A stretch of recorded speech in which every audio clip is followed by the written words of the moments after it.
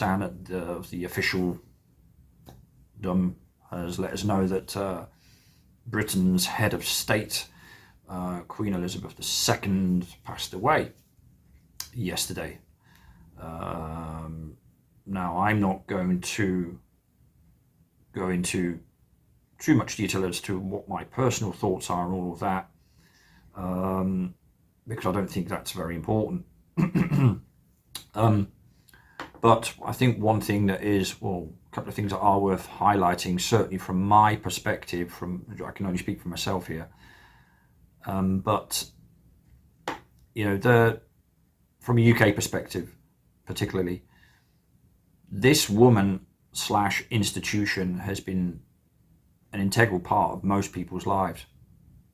Well, why should it be? Well, just the money you're holding alone reminds you of who's in charge, at least officially. Right? At least on the American dollar bills, they tell you really who's in charge. But on ours, they tell you kind of who's in charge. 70 years this woman was on the throne. 69 years to be precise.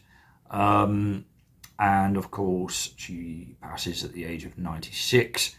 And so in those 70 years, no change has happened at the high end, official end of UK structure, if you like, power structure. So now this has happened. It offers up a lot of questions.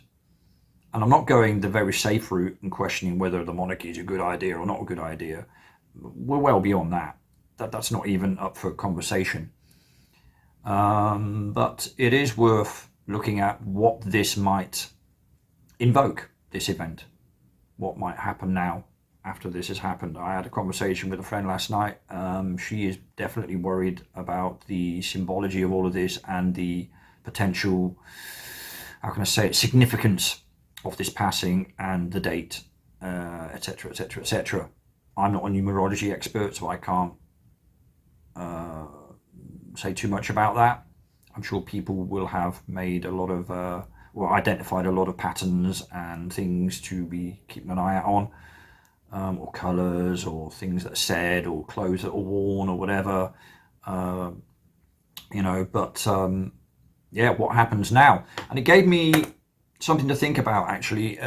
I went shopping yesterday late, and the usual carry on with not being able to pay by cash or very limited opportunities to pay cash. You might be thinking, what's that got to do with this? Well, what an opportunity to phase out a lot of cash now with the passing of a head of state that you have printed upon it, right? All our coinage, all our banknotes from the £5 note upwards, all have the Queen's head pointing right, facing right, I should say. And the tradition is that they have the figureheads pointing in alternate directions. So the next one that's going to be printed on there, that'll be Charles III, will be pointing, facing left. I'm not too bothered whether they're facing left, right, or straight at me, to be absolutely honest with you. But what is interesting is that I looked it up a little bit. 33 national currencies bear her face on it, or the outline of her head, silhouette, whatever you want to call it, on their currency, coinage, bills, notes, whatever. 33. But I'm wondering personally whether this is an opportunity to then phase out a lot of the cash as we're driving very, very rapidly towards a cashless society, and using this opportunity to, you know what I mean? You've had the events of the last 2 or 3 years getting it into people's heads that it's far cleaner and more hygienic to make your financial transactions without actually handling cash in person, backed up by supermarkets making it very difficult for you to pay cash, or market stalls making it very difficult for you to pay any other way than contactless, etc., etc., etc. And I think this might indicate the next push. So I think it's something worth keeping an eye out on. I think it's something that you have to be a little bit aware of, because I'm telling you now, when cash does get phased out and it's gone, there'll be a lot of people looking around going, oh, didn't know that. Well, this is what happens. Well, you know. So worth keeping an eye on. I just thought I'd mention that, but I think that is definitely something that will happen soon. I was looking at an Australian website, for example, and they were saying that the Australian dollars, which also bear her visage on it, they are phasing in new notes in 2023, which is next year.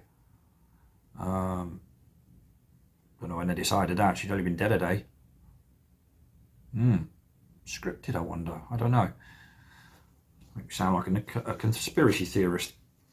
Anyway, so there we go. So I thought that was just an interesting little thing, because there is most definitely a digital push going on. There's most definitely a push to discourage people as much as possible to use cash.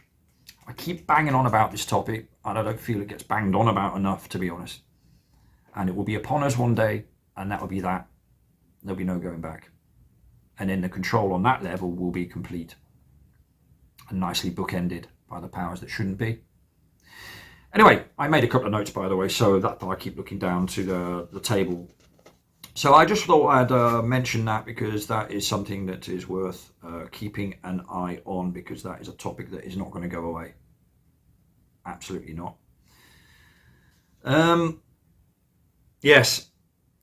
And really what I want to also mention, you know, they talk a lot about tributes on the TV, paying tribute, international leaders paying tribute, blah, blah, blah, paying tribute. Well, I'd like to pay tribute. Sharp intake of breath, I hear. Not to the monarchy. I'd like to pay tribute to people who have to go through years of this narrative and contend with this narrative and deal with this narrative and live through it. And I'm not going to pat myself on the back here or blow my own trumpet, but I guess if you have a trumpet every now and then, you should use it. But I can speak for myself, but I'm sure there are thousands, if not more, just like me, who led an indoctrinated life as a kid. I grew up in the military, the British Army, for example. My father was in the army. So my whole life until I was 19 years of age, that's all I knew. And the British Army life was offset by the fact that I'm half German. So my German family kind of gave it a nice counterbalance, which enabled a bit of equilibrium in my personal life as a kid. But nevertheless, you were indoctrinated to bless the Queen, rule Britannia, and say cheers at Christmas Day or whatever, whenever it is she gave her speech, and this, that, and the other. It's a very royal orientated or pro-establishment orientated way of thinking, the military, right? So getting that out of your system, as well as understanding and looking at it all from a different perspective, is really, really, really hard work. You're not sitting there, you know, working at it consciously, but it's a lot to unlearn and at the same time, you know, learn or adapt to. You know, I never saw things the way I do now. Back in the day, the Queen was an accepted, and the royalty was an accepted part of the way it is. That's the way life is, isn't it? And so we just crack on. That's how it is. That's just the way it is. You know, stop complaining. You know, what do you think you're going to do? Change the world? It's always been done like this. You know, the Queen is dead. Long live the King. Is it now? Well, it is. Charles III. Let's hope he fares better than his predecessor, Charles II, who died at a young age of 54, allegedly. According to the history books, he allegedly died of an apoplectic attack. And in the history books, it connects it with him playing around with mercury. You know, the stuff that we're supposed to not know too much about, that was most definitely used in a lot of buildings that were repurposed into churches, for example. That stuff, mercury, yeah. So that's quite interesting how that ties in as well. And those of you who have looked at the whole mercury thing and its past uses and how it's a key element or a key substance in achieving certain things will understand exactly where I'm coming from. Yeah, so Charles III, he is then, and we'll have his face on our coinage if we ever have any anymore.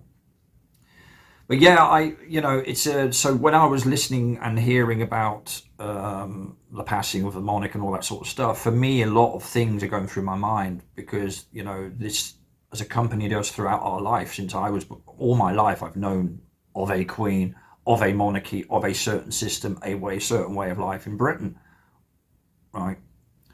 And through the military even more so. So I'd like to pay tribute to people like myself who have had to go through all of that and still are on a daily basis trying to work it all out and kind of come to terms with it all, because it is a traumatic process. An awakening process, if you want to call it that, is a very traumatic one, or can be. There's a lot to deal with. Anybody wants to talk about it in more depth, feel free to contact me, because sometimes issues shared are issues halved. Finding identity and, you know, recognizing similar sort of things with other people as well often helps with that journey, with processing that journey. But anyway, I'm going off on a tangent there. I kind of know what I want to say, but yeah. So tributes, please, to those who have to deal with all this nonsense. And I would say that probably goes into the millions, actually. So there we have it. I thought I'd attribute tributes to where they belong. That is about really it on that one. I just wanted to really say hi and just basically put a video out, and why not use the topic at hand right now, which is occupying the airwaves. BBC, by the way, have done nothing but show this topic since yesterday. That's it. Round the clock. Crown stuff. Another word for crown? Corona. Anyway, so thought I'd do the newscaster thing. Always wanted to do that. And of course, on cue, I've totally forgotten something else I was going to say, even though I've made almost a page full of notes. So no doubt when I stop this video, I will remember promptly. Okay. So what we'll do is we'll leave it at that. But I would like to just say thank you very much for listening in. Thank you also for being patient. I threw out a couple of little videos, compilations. One of them I came across ages ago, and I wanted to kind of re-bring it to people's attention. It's a NASA one, or a space fakery one, let's say.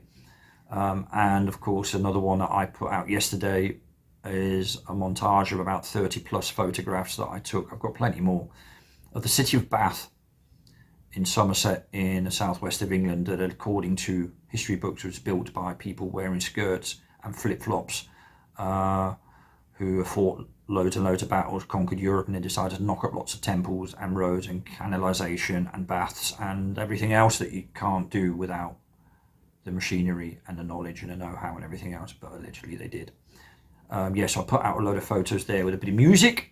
So please check that out. I think you might enjoy it. There's some amazing stuff there, and when you really give it some thought, it kind of all falls apart. The not the old buildings, they're built to last. The new ones would probably fall apart sooner than the old ones, but yeah, it just, the whole narrative falls apart.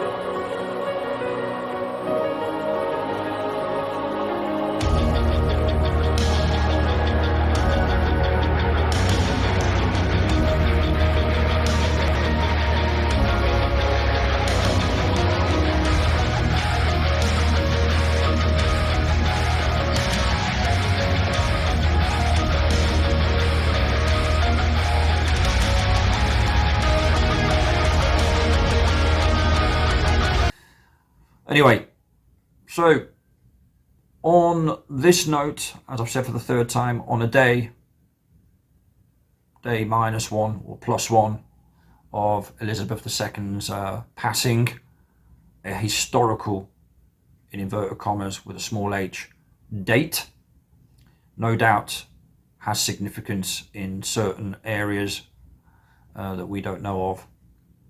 And so watch this space, I guess, and see what happens. The script would have already been written. We only get the back end of it, don't we?